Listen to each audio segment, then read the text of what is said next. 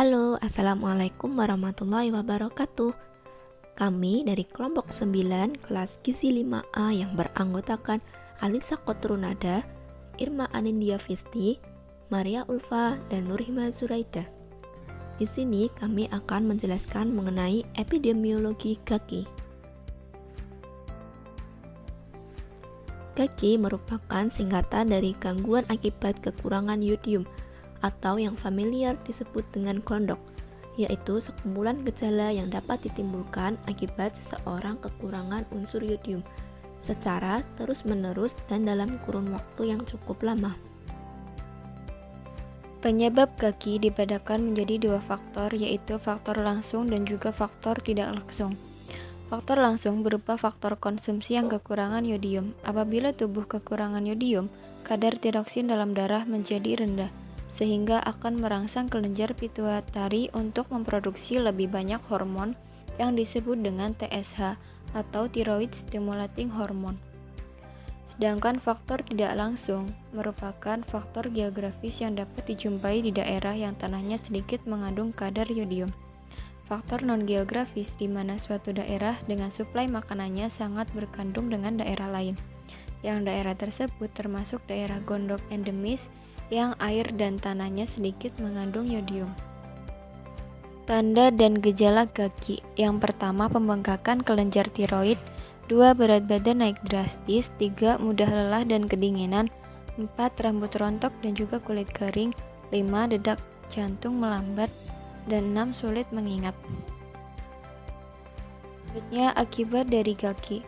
Akibat dari kekurangan yodium dapat menyebabkan penyakit gondok. Umumnya, penyakit ini lebih sering terjadi pada anak-anak perempuan dan wanita daripada laki-laki. Pada ibu hamil, GAGI dapat berakibat fatal pada janin dalam kandungan seperti kerusakan otak, sehingga mempengaruhi perkembangan otak saat dewasa. Selain itu, akibat dari GAGI adalah cacat lahir hingga yang paling parah dapat berupa lahir mati.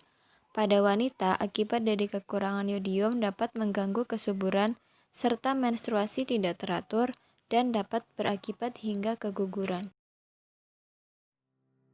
Kemudian ada epidemiologi GAGI di Indonesia. Penderita GAGI umumnya banyak ditemukan di daerah pegunungan, di mana makanan yang dikonsumsi sangat bergantung dari produksi pangan dari tanaman setempat yang tumbuh pada kondisi kadar yodium yang rendah di tanah.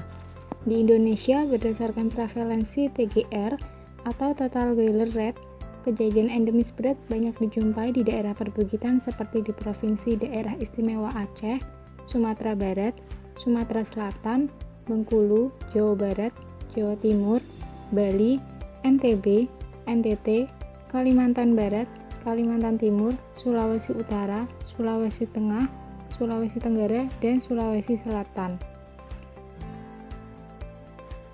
Kemudian untuk cara pencegahan dan penanggulangan GAGI, yang pertama yaitu ada komunikasi informasi dan edukasi atau bisa disebut sebagai KIE, yang merupakan sebuah strategi pemberdayakan masyarakat dan komponen terkait agar mempunyai visi dan misi yang sama untuk menanggulangi GAGI melalui kegiatan pemasyarakatan informasi, advokasi, pendidikan atau penyuluhan tentang ancaman GAGI bagi kualitas sumber daya manusia.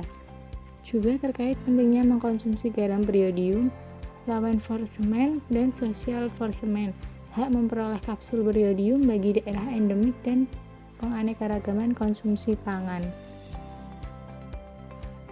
Kemudian yang kedua ada surveillance, di mana surveillance ini merupakan kegiatan pemantauan yang dilakukan secara berkesinambungan terhadap beberapa indikator untuk dapat melakukan deteksi dini adanya masalah yang mungkin timbul agar dapat dilakukan tindakan atau intervensi sehingga keadaan lebih buruk dapat dicegah.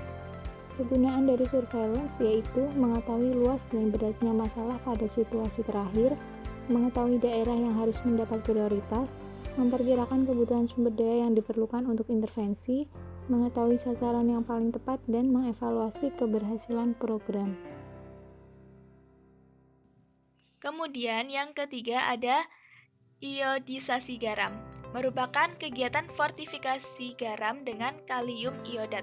Tujuan kegiatan ini agar semua garam yodium yang dikonsumsi masyarakat mengandung yodium minimal 30 ppm. Target program ini 90% masyarakat mengkonsumsi garam beriodium yang cukup, yakni 30 ppm.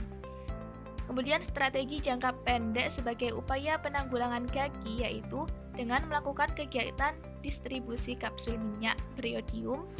Program yang sudah mulai dilaksanakan sejak tahun 1992 ini dilakukan untuk mempercepat perbaikan status iodium masyarakat bagi daerah endemik sedang dan berat pada kelompok rawan. Sekian presentasi dari kelompok kami, kurang lebihnya mohon maaf yang sebesar-besarnya. Terima kasih. Wassalamualaikum warahmatullahi wabarakatuh.